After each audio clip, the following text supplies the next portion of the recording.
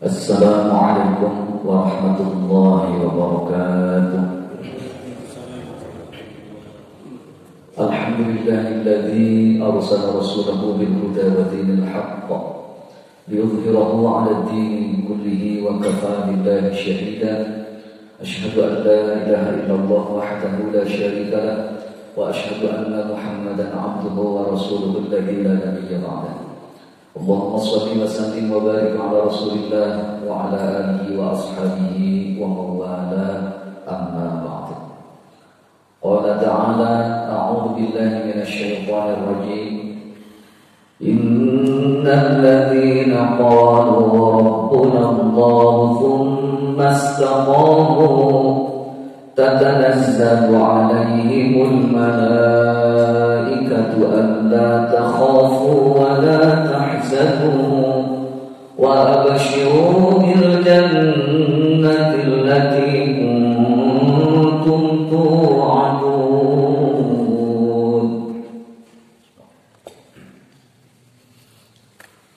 Hadirin wal hadirat jamaah Masjid Al-Hujurat rahimakumullah yang saya hormati, semoga senantiasa dirahmati oleh Allah, senantiasa diberikan perlindungan oleh Allah Subhanahu wa taala. Amin ya rabbal alamin.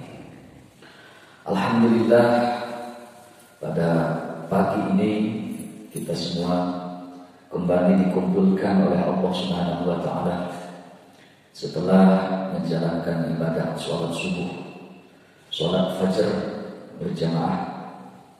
Dan insyaallah ini menurut Ibnu Qayyim Al-Zawjiyah, jadi hari Jumat itu mizanul usbu', timbangan dalam sepekan. Kalau Jumatnya sholat subuh di masjid berjamaah, maka hari-hari ke depan juga insyaallah begitu. Kalau hari subuh, hari Jumat subuh tidak bisa di masjid, kesananya nggak tahu jam berapa bangunnya. Ini mizanul usbu', timbangan dalam sepekan gitu ya. Alhamdulillah, semoga Allah berikan istiqomah kepada kita semua. Shalawat dan salam senantiasa terlimpah curah kepada Nabiullah Muhammad SAW beserta keluarga, para sahabat, para tabi'in, tabi'ut tabi'in dan seluruh umatnya ila yaumil qiyamah. Amin ya rabbal alamin. Para jemaah sekalian, insyaallah kita lanjutkan hadis yang ke-6 berkaitan dengan halal dan haram. An Abi Abdillah An-Nu'man bin Bashir radhiyallahu anhu qala sami'tu Rasulullah sallallahu alaihi wasallam yaqul innal halala bayyinun wa innal harama bayyinun wa ma bainahuma umurun mushtabihatun la ya'lamuhunna katsirun minan nas.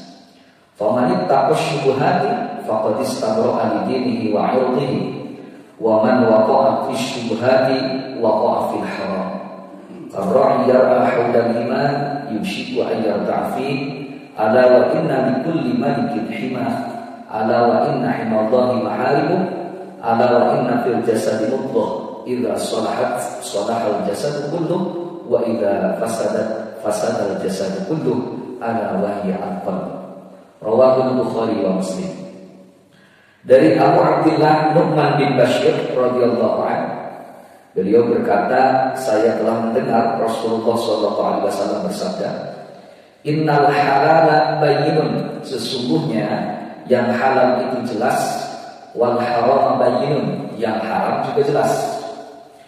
Di antara keduanya terdapat perkara-perkara syubhat. Syubhat itu samar-samar yang tidak diketahui oleh orang banyak. Maka barang siapa yang menjauhi syubhat, berarti dia telah menyelamatkan agama dan kehormatannya. Dan barang siapa yang terjerumus dalam perkara syubhat, maka akan terjerumus dalam perkara yang diharamkan. Sebagaimana penggembala yang menggembalakan hewan gembalaannya di sekitar ladang yang dilarang untuk dimasuki, maka lambat laun dia akan memasukinya. Ketahuilah bahwa setiap raja memiliki larangan, dan larangan Allah adalah apa yang diharamkan. Ketahuilah bahwa dalam diri ini terdapat segumpal daging. Jika dia baik, maka baiklah seluruh tubuh ini, dan jika dia buruk, maka buruklah seluruh tubuh. Ketahuilah bahwa dia adalah hati. Hadis riwayat Al-Bukhari dan Muslim. Hadirin hadirat rahimakumullah, menurut para ulama ahli hadis tentunya dengan tingkat derajat kesahihan hadis ini, bahwa hadis ini memiliki keagungan derajat yang tinggi karena memiliki faidah yang begitu banyak yang terkandung di dalam hadis ini, menyangkut keselamatan seorang mukmin. Ya. Bagaimana supaya seorang mukmin tidak terjatuh, tidak terjerumus terhadap sesuatu yang diharamkan oleh Allah. Maka ada dua bagian. Yang satu adalah perkara yang sudah jelas, perkara yang kedua adalah yang masih samar-samar. Perkara yang halal dan haram jelas. Ya, jual beli halal, ribanya yang haram. Ya, pinjam meminjam halal, mubah, ribanya yang haram. Itu. Nah, ada di antara keduanya ini perkara yang masih syubhat, masih samar-samar. Apakah ini masuk kepada yang halal ataukah kepada yang haram? Kata Nabi, kebanyakan manusia tidak mengetahui tentang itu. Maka berhati-hatilah supaya tidak terjerumus ke dalam perkara yang diharamkan. Maka berhati-hati dengan perkara yang syubhat. Lir ibarat di dalam hadis ini, seorang penggembala yang menggembalakan hewan gembalaannya mendekati area yang dilarang. Lambat laun, lama-lama pasti akan nyebrang gitu. Padahal area itu tidak boleh. Maka jangan dekat-dekat dengan itu. Ya. Di sini para jamaah sekalian, apakah di dalam kaitan dengan urusan akidah kita, ataukah di dalam urusan ibadah, ataukah di dalam urusan muamalah, terutama muamalah barangkali, berhati-hatilah supaya kita tidak masuk ke dalam area yang terlarang itu. Kira-kira kalau kita transaksi, ada tidak yang sifatnya goror, penipuan, ada tidak? Kalau misalnya di situ ada samar-samar, remeng-remeng, untungnya membesar. Tapi bagaimana menurut ketentuan syariat Islam, boleh tidak? Nah, kita tidak tahu tentang itu. Maka bisa jalannya kita menanyakan kepada ahlinya. Yang kedua, kalau misalnya tidak bisa, lebih baik menjaga diri kita. Walau apik, berhati-hati supaya tidak terjerumus ke situ. Disinilah para jamaah sekalian, bagaimana Rasulullah SAW memberikan teladan uswatun hasanah kepada kita, betapa Rasulullah sangat hati-hati dengan itu. Satu waktu Rasulullah pulang, kemudian ketika di tempat tidurnya ada kurma sebiji. Rasulullah hendak makan kurma tersebut, tapi Rasulullah ingat, jangan-jangan ini kurma dari sedekah atau dari zakat. Karena Rasulullah sendiri tidak boleh memakan harta dari zakat. Rasulullah tidak jadi memakan cuma sebiji kurma itu. Kenapa? Karena khawatir apakah ini dari hadiah, ya, pemberian, ataukah dari sedekah, orang yang menitipkan zakat kepada Rasulullah. Begitu berhati-hati Rasulullah SAW, padahal hanya dengan sebiji kurma. Gitu ya. Di sini para jamaah sekalian, kita meminta, ya, perlindungan kepada Allah Subhanahu wa taala supaya diberikan penjagaan agar tidak terjerumus kepada perkara yang diharamkan. Itu. Maka kalau keluar, Rasulullah SAW bersabda, berdoa, ya, Bismillah tawakkaltu 'ala Allah la haula wa la quwwata illa billah. Allahumma inni a'udzubika an adilla aw udalla. Ya Allah, aku berlindung kepadamu agar aku tidak menyesatkan dan tidak disesatkan orang. au azilla au uzalla, atau tergelincir atau digelincirkan orang, au adlima au udlama, atau aku berbuat aniaya kepada orang atau dianiaya orang, au ajhala au yujhala alayya, ataukah aku bersikap berbuat bodoh atau dibodohi orang, dibodohi pihak lain. Ini Rasulullah SAW begitu lengkap mengajarkan kepada kita. Kita tidak tahu orang yang di luar, ya, apakah ini akan menjerumuskan kita ataukah menolong kita. Kita tidak tahu. Makanya awali langkah kita dengan memohon perlindungan kepada Allah Subhanahu wa taala. Di sini kita berusaha supaya sesuai dengan apa yang kita ketahui di dalam hukum-hukum yang ada di dalam syariat Islam, supaya tidak terjatuh terhadap perkara yang diharamkan. Andaikan di situ ada kecenderungan untuk perkara yang diharamkan, ya maka lebih baik tidak. Gitu ya, lebih baik tidak. Contoh sederhana, kita cuma senang bulu tangkis gitu Pak. Gitu, senang bulu tangkis bagus. Tapi sayangnya ada istilah lehyar. Anu eleh kudu mayar. Ya, ini sudah capek berkeringat harus apa lagi? Mayar. Itu masalah subhat berjelas Pak. Ya, jadi lebih baik kita udunan saja buat kok. Sewa lapang sekian, iuran beli kok sekian, main happy senang, kan seperti itu. Daripada sekarang sampai kita memaksakan diri karena tidak mau bayar. Bukan masalah harganya, kan kok murah saja. Cuma kalau kalah kan harga diri gitu.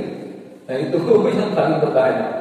Ya. Ada unsur-unsur ke situ, ada unsur-unsur judinya, ya jangan kita.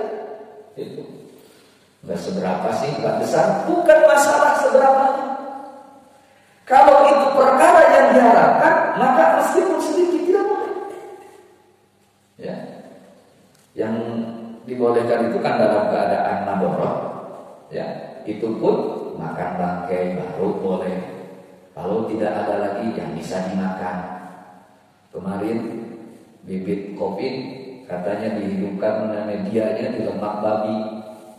Itu untuk virus, untuk apa namanya, antivirusnya divaksinkan kepada kita. Kalau tidak ada lagi media yang bisa untuk itu, ya silakan. Karena apa? Dalam keadaan madorot. Makanya MUI mengeluarkan fatwa. Nah, sesuatu yang sifatnya masih sama-sama, di mana kita tidak ada keyakinan tentang itu, mendingan ma yuribuk ila ma la yuribuk. Tinggalkan apa yang membuatmu ragu kepada apa yang tidak meragukan bagimu. Di sini kehati-hatian Pak. Itu ya, kehati-hatian. Ya. Kita bukan sekedar keselamatan jiwa secara zahir saja, tetapi justru bagaimana keselamatan kita, ya, terhadap ketentuan-ketentuan yang ada di dalam syariat Islam. Mohon maaf. Banyak orang tanpa disadari katanya seorang muslim, tapi seperti banyak ungkapan-ungkapan, ya, yang mengguyonkan Islam. Itu mulai itu nyerempet-nyerempet Pak. Lama-lama bisa nyebrang ke ladang yang tidak boleh itu. Na'udzubillah, wajar kalau sampai satu saat malah mungkin masuk akhir perjalanan hidupnya pindah agama. Na'udzubillah. Karena apa? Awalnya tidak berhati-hati, awalnya tidak waspada. Ibadah diguyonkan, ayat Al-Quran diguyonkan, gitu ya. Syiar-syiar Allah yang harus diagungkan.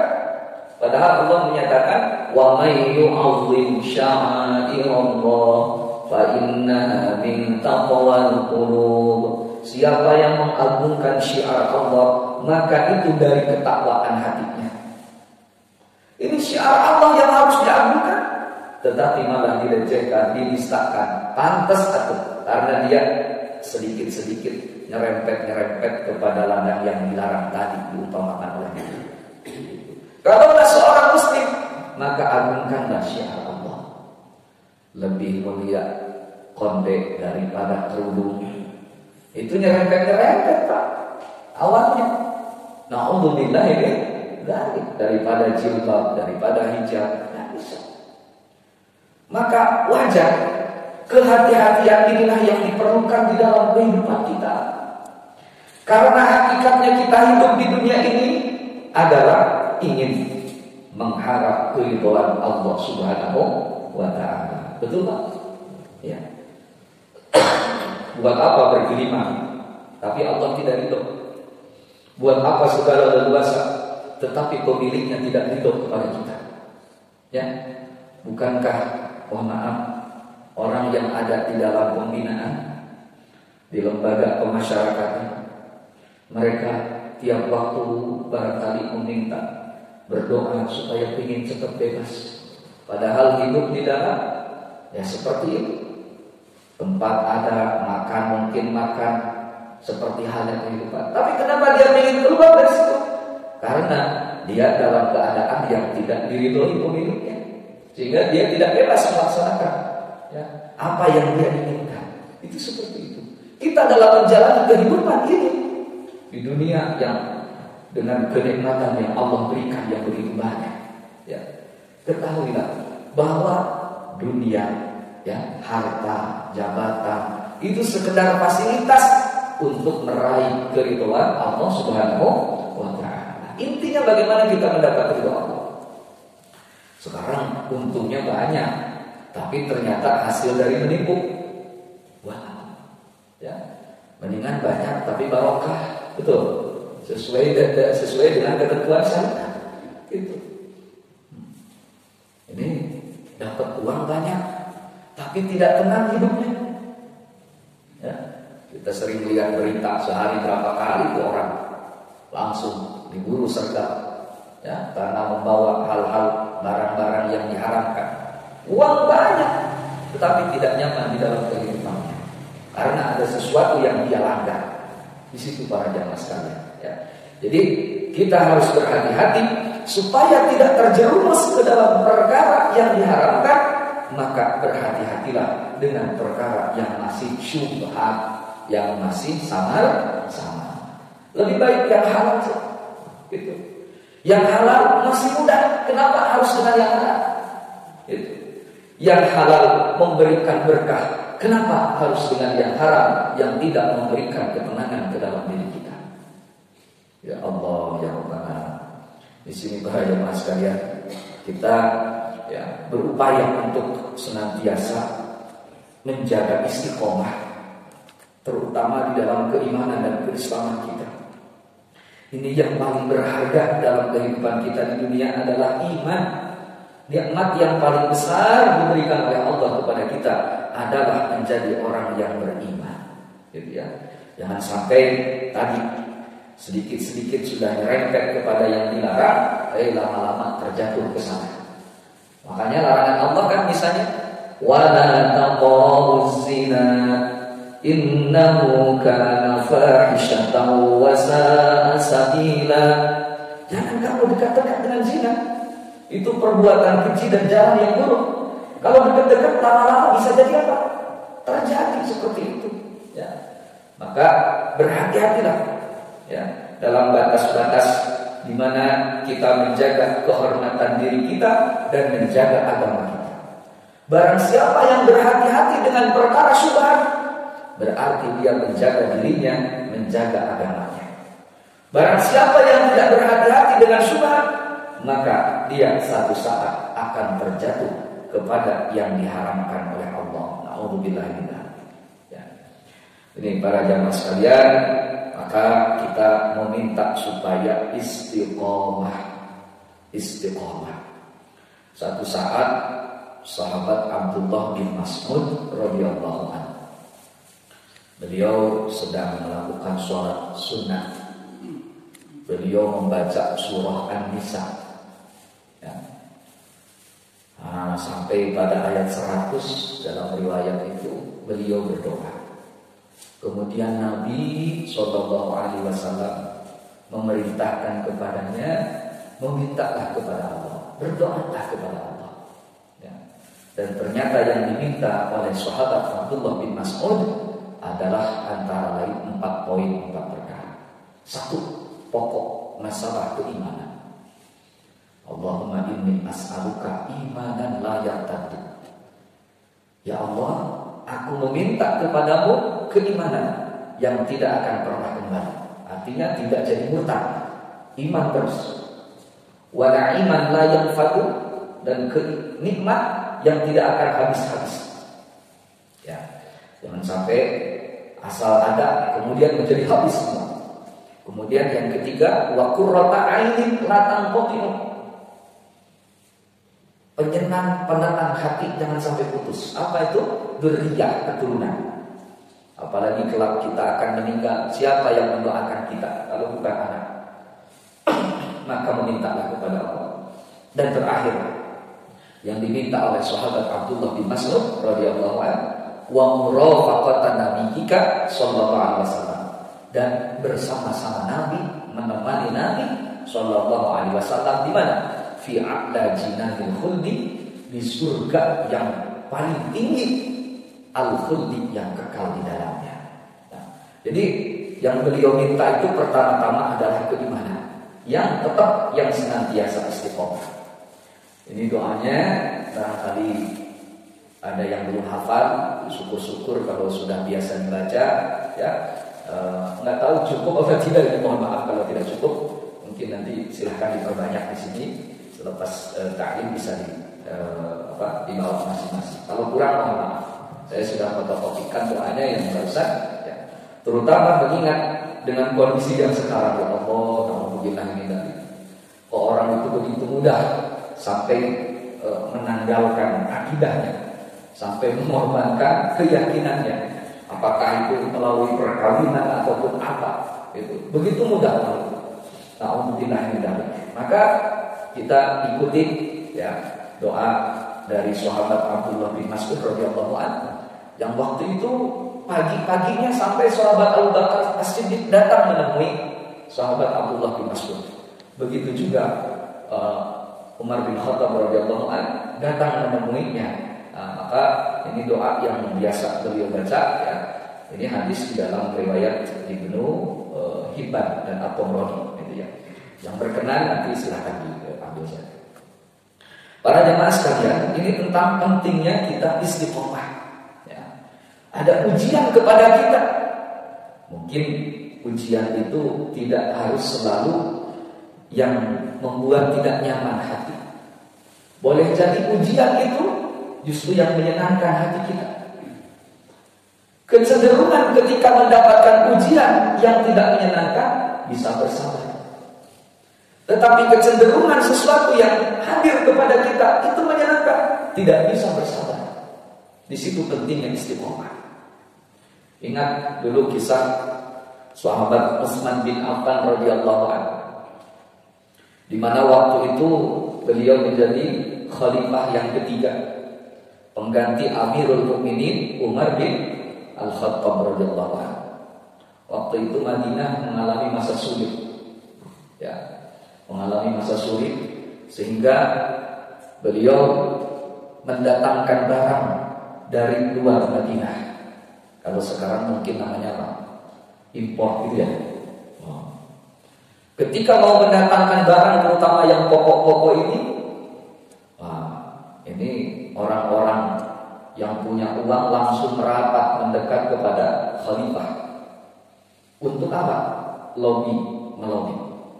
Wahai khalifah, boleh nanti itu saya beli dengan 2 kali lipat.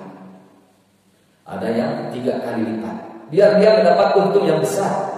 Dan ini tidak boleh dalam Islam. Orang lagi masa sulit, pahit, kemudian dimanfaatkan kondisi seperti itu. Itu termasuk perbuatan dosa. Ya. Ini lagi sulit, malah sengaja ditimbun, kan begitu. Beberapa bulan lalu orang lagi butuh oksigen, oksigennya malah ditimbun, gitu. Nah, ini sebagai satu contoh. Kata Khalifah Utsman bin Affan radhiyallahu anhu, tidak, saya sudah ada yang siap dengan 10 kali lipat keuntungan, ya. Mereka mundur yang tadinya terlihat akan mendapatkan keuntungan besar. Ini nggak mungkin kalau 10 kali lipat. Siapa itu 10 kali lipat? Yakni Allah Subhanahu wa taala. Kata sahabat, kata Khalifah Utsman bin Affan. Kenapa? Man jaa bil hasanati falahu asyru amsalha. Barang siapa orang mendatangkan sebuah kebaikan, maka baginya asyru amsalha, 10 kali lipat seumpamanya. Mau pilih yang 2 kali lipat atau yang 10? Dan di situ para jamaah sekalian, makanya dalam kehidupan kita jangan sampai hanya dengan kemampuan akal pikiran kita. Apalagi kalau dibimbingnya oleh nafsu, na'udzubillah. Libatkan Allah di dalam kehidupan kita. Ya. Apakah ini diridhoi oleh Allah atau tidak? Apakah usaha ini diridhoi oleh Allah atau tidak? Seperti itu. Ya. Jangan hanya sekedar kita melihat keuntungan secara materi, ya, secara zahir. Bukankah itu kelak yang akan menyulitkan kita? Ya. Lihat di dalam surah Al-Ma'arij, kalla innaha lahu nazza'atan lisyawa tad'u man adbara wa tawalla wa jama'a fa'au'a. Itu neraka akan mencabut saking panasnya apa? Lisyawa, kulit kulit kepala ini terkelupas, ya. Saking dahsyat, saking panas. Untuk siapa itu? Dia selalu memanggil-manggil orang adbara wa tawalla, yang membelakangi aturan Allah, kemudian wa tawalla, berpaling dari aturan Allah. Itu apinya udah manggil-manggil, ya. Malah menurut sahabat Ibnu Abbas radhiyallahu anhu, itu dia api ini manggil bi asma'ihim bi lisanin fasihin. Dipanggil dengan nama-namanya, api bisa bicara, panggil dengan nama-namanya, bahkan dengan lisan yang fasih. Maka berhati-hatilah, jangan sampai membelakangi ataupun melanggar ketentuan apa yang ada di dalam syariat. Bukankah adanya syariat ini untuk memberikan perlindungan bagi kita? Bukankah dengan adanya syariat ini untuk menjaga kemuliaan manusia? Betul Pak? Ya. Jadi jangan sampai gini, kata orang yang liberal, yang pikirannya jauh dari nilai-nilai agama, kok urusan kamar aja diatur agama? Kan ada yang bilang begitu. Terserah masing-masing atau katanya gitu. Justru kalau tidak diatur, manusia akan rusak kemuliaannya. Dengan adanya aturan pernikahan misalnya, adalah untuk menjaga kemuliaan manusia itu sendiri. Karena Allah menyatakan, walaqad karramna bani Adam, sungguh kami telah muliakan keturunan Adam. Udah dimuliakan oleh Allah, maka diberi ketentuan aturan syariatnya. Ya, hidup bercampur laki perempuan boleh, tapi melalui pernikahan yang benar. Sampai walinya harus benar. Ini saya sebulan yang lalu ada yang datang ke rumah Pak, dari Jakarta. Beliau sedang mengurus perceraian. Saya tanya, kebetulan beliau ini mu'alaf, ya, perempuan. Kan bapak masih belum muslim, kata saya. Iya. Terus mbak dinikahkan walinya oleh siapa? Oleh om. Hari om itu siapa? Om itu adiknya mama. Nah gitu. Jadi dari jalur ayahnya tidak ada laki-laki, berarti tidak ada yang bisa menjadi wali, kan begitu. Ya. Ini dia dinikahkan oleh adik ibunya. Boleh tidak dalam Islam? Tidak boleh. Itu. Oh, oleh om dari ibu tapi iya. Oh, itu tidak sah pernikahan. Itu punya anak satu.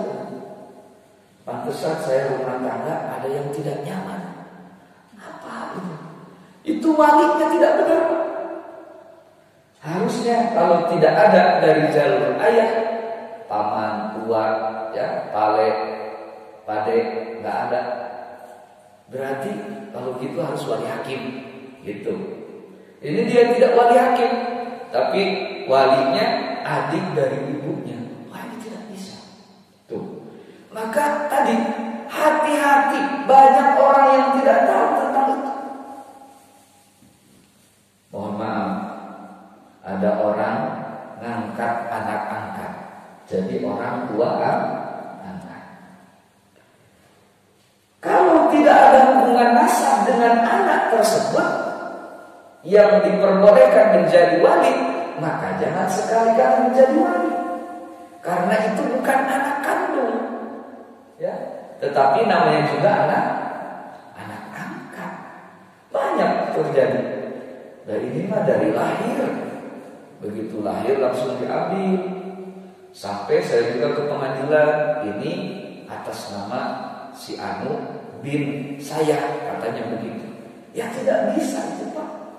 Administrasi mada itu mah buatan manusia.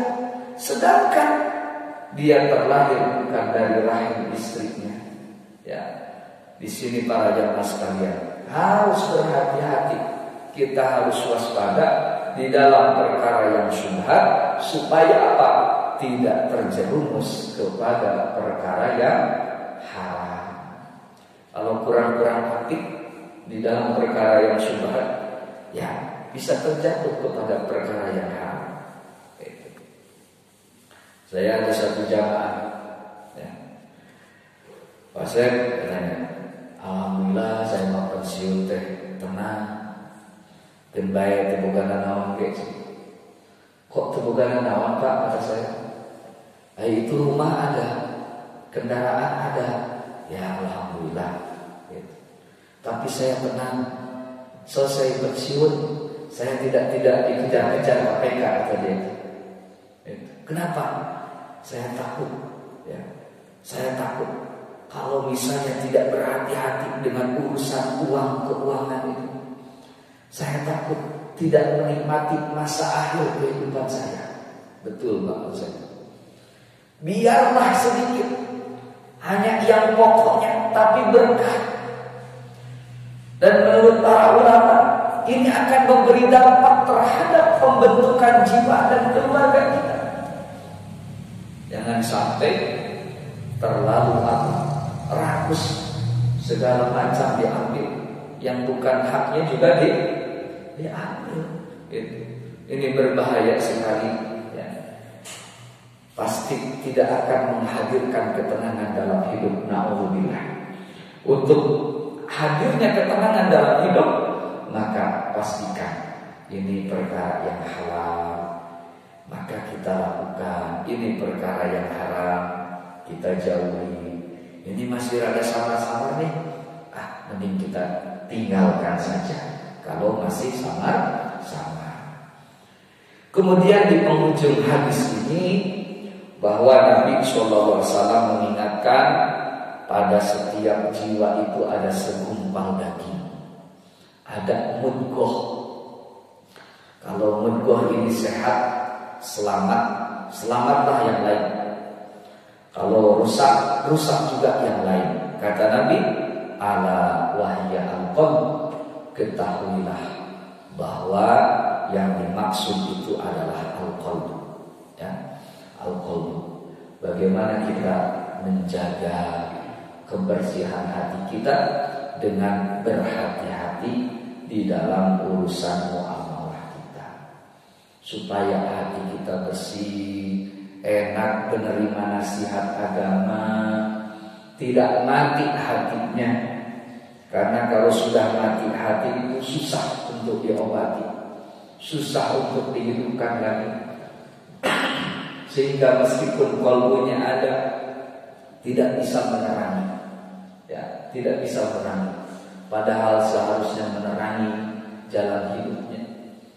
Seperti seumpama lampu, Bapak Ibu sekalian, Ini kalau di dapur kan, aduh banyak asap segala macam. Lama-lama redup tuh, warnanya tidak, cahayanya tidak terang lagi. Nah itu kalau terus-terus terbungkus ya dengan hal-hal yang diharamkan, maka hati na'udzubillah tidak bisa menerangi lagi, tidak bisa menjadi pemimpin lagi di dalam hidupnya. Na'udzubillah. Ini harus kita hati-hati, harus kita waspada, gitu ya. Lebih baik kita menghindarkan diri dari perkara-perkara yang syubhat. Juga bersihkan hati kita dari sifat-sifat kotor, ya, atau yang disebut dengan penyakit-penyakit hati. Ada iri, ada dengki, ada sombong, takabur, ada dendam, ya, ataupun yang lain sebagainya. Maka kita meminta kepada Allah supaya dibersihkan hati kita daripada hal-hal yang seperti itu, supaya kita merasakan kenikmatan, ketenangan hidup di dunia, agar nikmat menjalankan tugas sebagai hamba Allah, gitu ya. Insyaallah para jamaah sekalian, dengan senantiasa kita hadirnya di dalam majelis ilmu, diperbaharui lagi, mungkin di-refresh lagi atau di-update lagi, ya. Kalau aplikasi mungkin di-update lagi supaya apa? Segar dan mudah peka untuk melaksanakan amal kebaikan. Semoga Allah menambahkan ilmu dan kepahaman kepada kita semua, ya, senantiasa kita diberikan istiqomah di jalannya.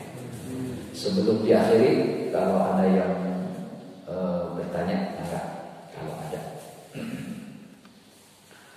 Kalau tidak ada, barangkali kita cukupkan sekian saja. Ya, kita tutup dengan doa akhir majlis. Subhanakallahumma wa bihamdika asyhadu an la ilaha illa anta astaghfiruka wa atubu ilaik. Wa ufawwidu amri ila Allah, inna Allaha basirun bil ibad. Wassalamualaikum warahmatullahi wabarakatuh.